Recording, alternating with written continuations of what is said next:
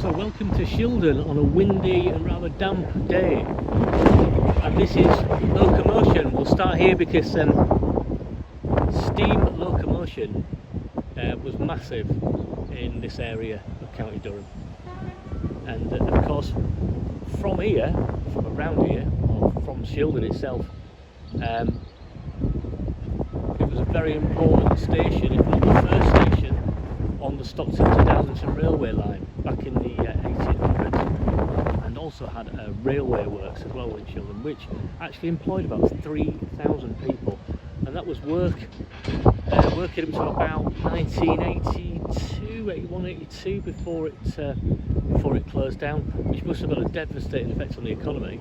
But yeah, this is Locomotion. This museum is completely free, so that's fantastic.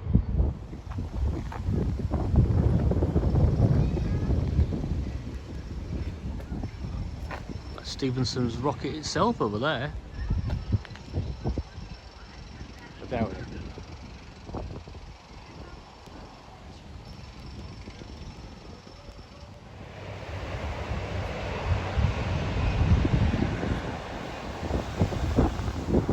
But you can't come to Shildon without visiting the humorously named Busty Terrace. So let's hope that things don't go tits up from here.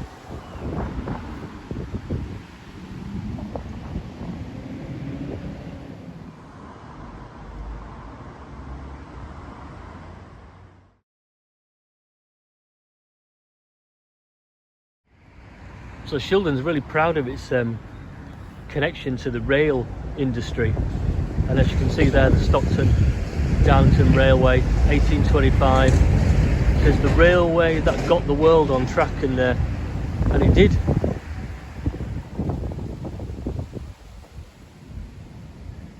And there's reminders of the railway industry all over Shildon area. There's an old signal there.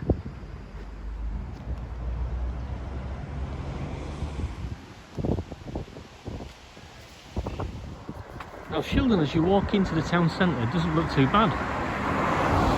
Got the arch there with Shildon written above it. Nice trees. Houses don't look too bad as you come in. But I've noticed a couple of pockets of broken down things, and broken down things, I should say, boarded up things that make you feel as if there's not a lot of money in this town. I really like this old building here. It looks like it's a pub or something in the past. Yeah, I like that.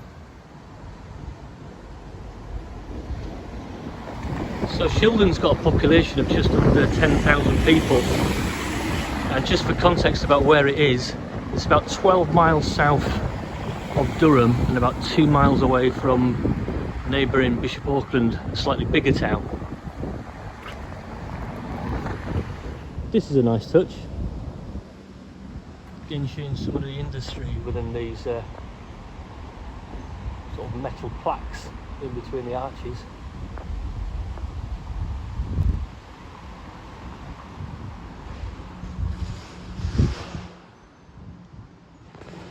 And this is Timothy Hackworth, who was associated with the railways back in the day.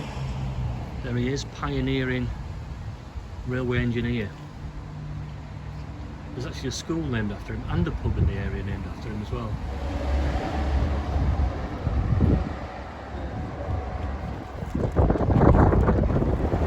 There's a number of different shops that have closed down, and but there are a number of independent shops as well that still seem to be open. Costa Coffee didn't survive, but I just wonder whether the Shildon has the footfall to support a shop like that. I suppose most people might go to Bishop Auckland, which is only 2 miles away, which has got much more amenities. Shildon doesn't have those to offer, unfortunately. Got your usual tanning shop, and your nail shop. All it needs now is a Turkish barber and a vape shop. I'm sure it's got those somewhere. But all towns, whatever size, seem to have that going for them, whether good or bad. Nice old fruit and veg shop there though, and it's open too.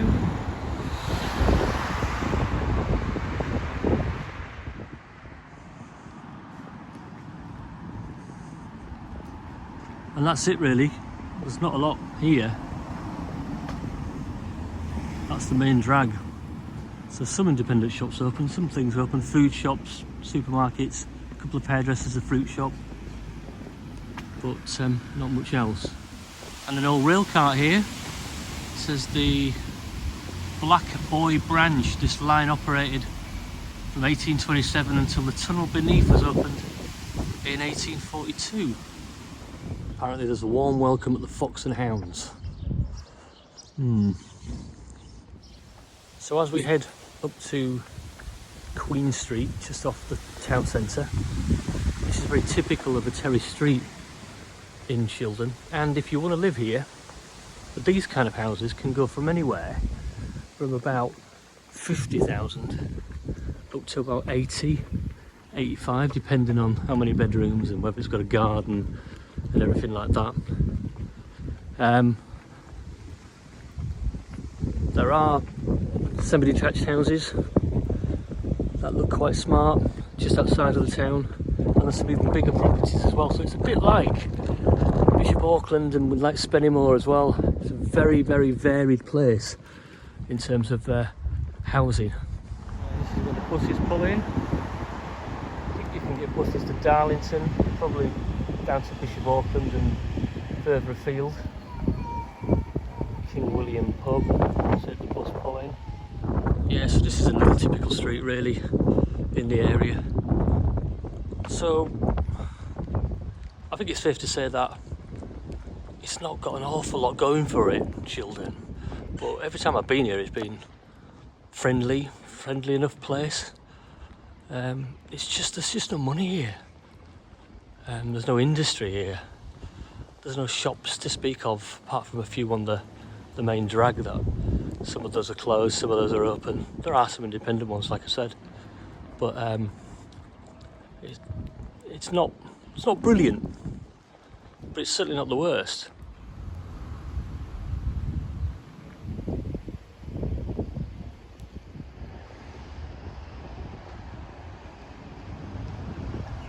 Pubs are all open though, and here's the Red Lion.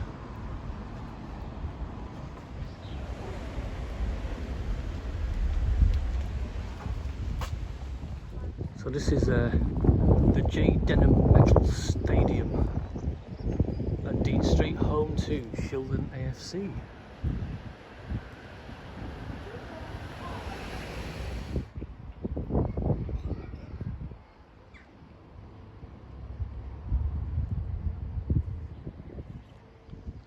So Shildon, they did quite well this season. They got through to the semi-finals of the Northern League Division 1. They didn't go up, they were beaten by Heaton Stannington in that semi-final.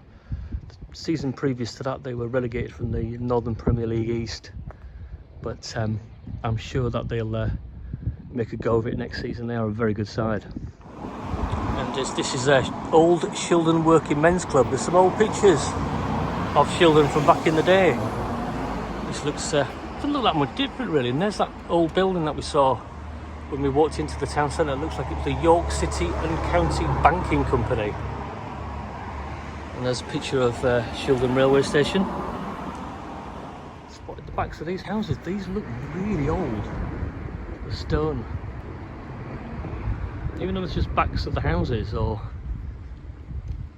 like a warehouse or something, they are actually quite nice to look at those. So in conclusion, it's alright Shildon, it's not too bad. It's not got an awful lot going for it. It's very working class. It always was, it still is. House prices are cheap. There's a football club in the area. There's some shops, some amenities, but they're not all that, I suppose. Some are closed down, some are open. So I'd probably give Shildon probably 6 out of 10.